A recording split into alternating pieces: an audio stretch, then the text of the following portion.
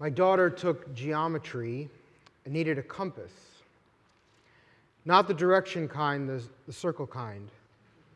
The one for arcs and measuring distance, for producing shapes and copying a segment from one place to the next. And Amazon wouldn't do when I knew what I had in my desk.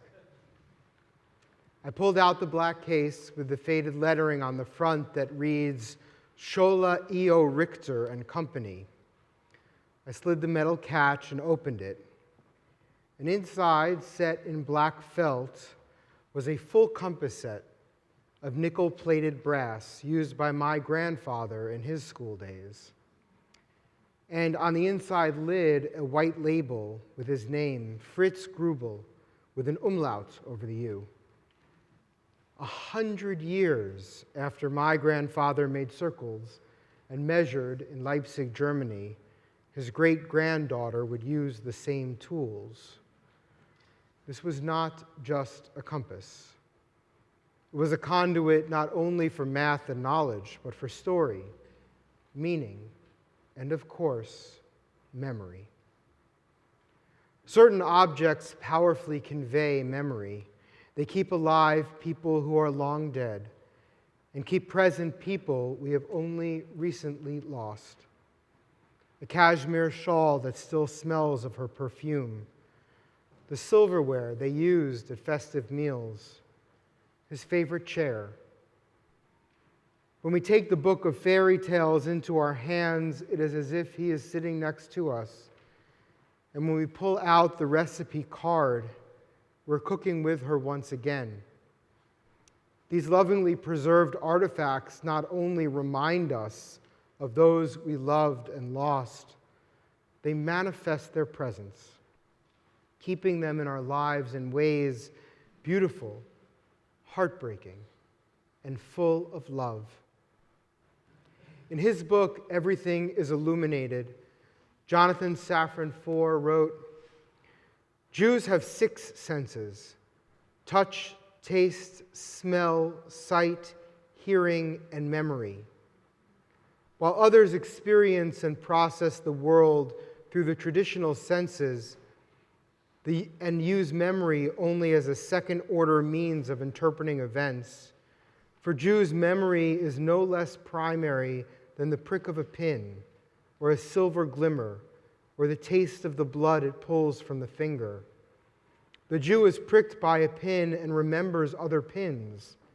It's only by tracing the pin prick back to other pin pricks, when his mother tried to fix his sleeve while his arm was still in it, when his grandfather's fingers fell asleep from stroking his great-grandfather's damp forehead, when Abraham tested the point of the knife to make sure that Isaac would feel no pain. Only these ways the Jew was able to know why the pin hurts. When a Jew encounters a pin, he asks, what does it remember like? And so it is with those we remember today. Our memory is not a second-order means of interpreting the world. Our memory informs all that we do, all that we are. The giggle of little children reminds us of them. The cologne we smell walking down the sidewalk remembers like them. Wearing their fine overcoat remembers like them. The footfall echo on the office stair remembers like them. Football mums remember like them. Hearing that song on the radio remembers like them. The nickname on the license plate remembers like them. Each one remembers like our loved one. Each one carries us to another place and time. Each one revives our loved one for a moment, or when we're lucky, for a span that cannot be measured, for who can measure infinity? This service, too, remembers like them. Remembers like being ushered out of the sanctuary on the Upper West Side for Yizkor, because only those who had lost a parent could remain for those hallowed prayers. Remembers like the feel of Grandpa's tallis during endless Yom Kippur services. the faint smell of banaka in the air. Remembers like a grand choir, an old chazan, the hard pews, the little black prayer book. Remembers like salty tears and a jagged breath and the relief of a good cry.